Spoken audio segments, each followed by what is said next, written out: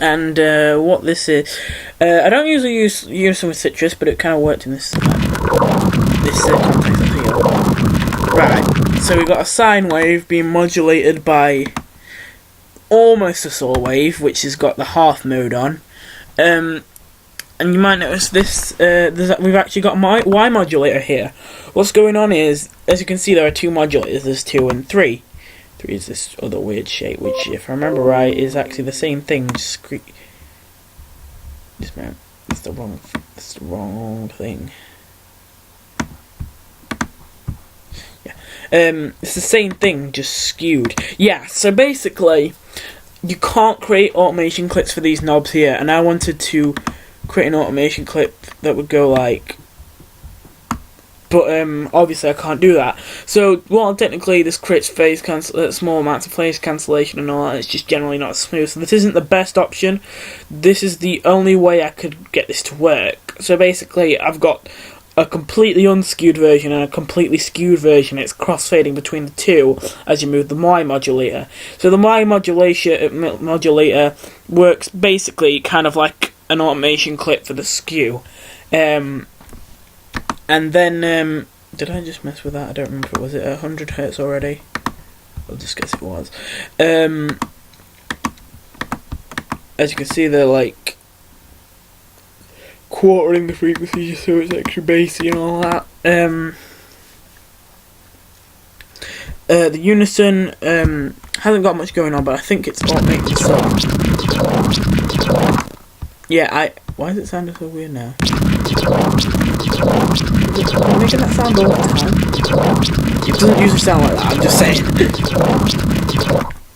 So yeah, there's I don't actually know what the Unison sub does on Citrus, but I know it does some weird stuff, and I listened to the sound with it and I thought, right, I'm gonna automate that. Don't remember if anything. Oh yeah, weird stuff's going on with this. So basically, I had an idea for. I couldn't find many uses for a notch, to be honest.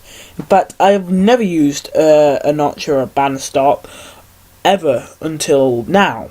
Where basically, in this project, I've started trying to use them. And here, what I've did is I decided it'd be interesting if I made a very high peak point at the same point as a notch, and then modulate its width. So as its width goes down, you can hear the boost of frequencies around where the notch is. Which creates a kind of vocal sound, especially with Citrus patches and all that. And usually Citrus sounds quite sharp as well, so having a bit more vocality to it. It's interesting. It's not very related, but just because I just realised I forgot to mention this. This is the sound. It was an atmosphere sound that I used the most. The kind of one. Yeah, I've got a peak controller here with an LFO that's going ridiculously fast. I think it's yeah, it's going. I think it's 16th. It's oscillating 16 times a beat, and so it's moving. It's the stereo is going from left to right super fast, so it feels like it's moving around you ridiculously fast. Then we've got these delays, which are really, really weird. Okay, so basically, I had an idea. This is kind of like Unison. So basically, when I do a delay, I almost always do it like this. I like to have ping pong mode on, but it just nags me when the left and right aren't at least somewhat even. So what I do is, I have two delays, one that goes one side ping pong, one that goes the other. And one of them loses cutoff quicker, one of them loses volume quicker. But here, on top of that, the time for the delay is set to the lowest possible amount, which means I think it's every 16th of a beat again, like every 16th of a beat, this oscillate, every 16th of a beat a copy plays, so it's kind of like Unison with low phase, which I think is, as I said, I think it's Unison phase retriggering, but it fades out, and it can create some very weird sounds, again, phase cancellation, just some weird stuff. This is just a wave shaper. Again, I don't know really what I'm doing entirely with asymmetrical distortion. I know what it does, but, well, I don't entirely know, but I mostly know what it does. I just don't expect to know what I usually get out of it.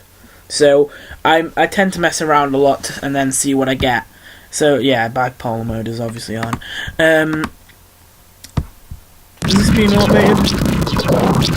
No, this is being automated, and the asymmetrical distortion. Don't know if this ever gets turned on. Don't know if I scrap that or not. If not, if it doesn't really matter too much. It's just a bit of saturation, really. So yeah. Then there's this, which is the same ghosty sound from earlier, just different modulation and different notes. And this is the same patch. Why do I keep saying patch? I think someone said patch before. Now it's just kind of on with me. Same synth. It's the exact same synth, but it sounds a lot different, doesn't it?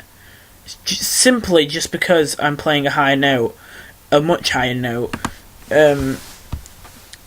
Yeah, now it's turned on. So here we put on some saturation, and these are still the same thing.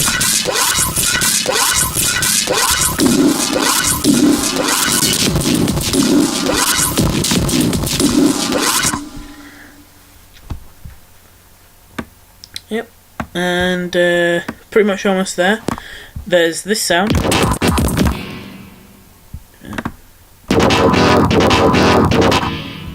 Which you might expect to be some sort of saw wave, but actually, this is woodwind. Very low-pitched woodwind clarinets, I think. No, bassoons. Sorry, clarinets is kind of low middle, I think.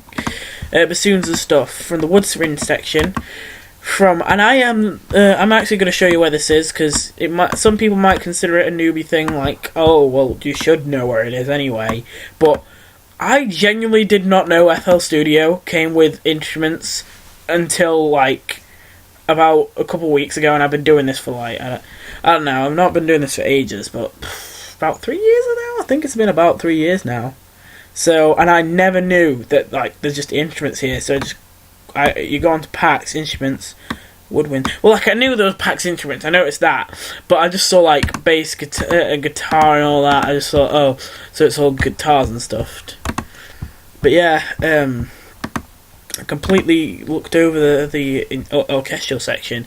So yeah, without the fast LP, it's just a very aggressive woodwind, some very aggressive woodwind chords, but they're being low passed with some resonance.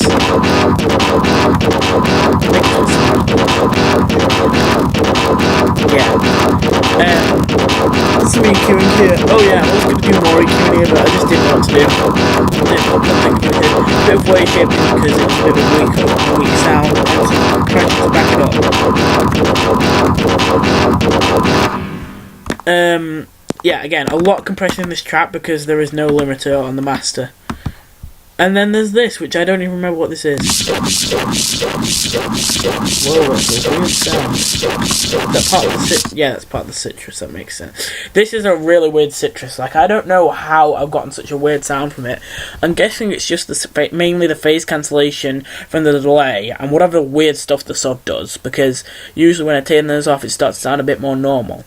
But the modulators aren't really that crazy, and they didn't sound too weird until I started adding all this other stuff on the closer to the bottom. So I'm surprised I got a sounds like these, but overall they ended up sounding alright actually. And yeah, after that there's just more saws. And there's only one thing I completely forgot I was about to say, and that's it. That you have not heard this sound, because at the beginning of the drop, originally the drop started like, just a minute, the drop started like this. Well, no, okay, basically this was the first sound you heard instead of the saw wave, but it doesn't sound right going straight into it like that, so I changed it so that it flows more. But this was originally the starting drop sound, and this was actually the first dubstep sound I made for this track, obviously, and it was, it's actually still probably one of my favourites, even though it's a bit basic. And basically, it's the same old with granulizer, just even more awesome stuff you can do with it. It's a low pass onto it, and the other little modulator is the hold is being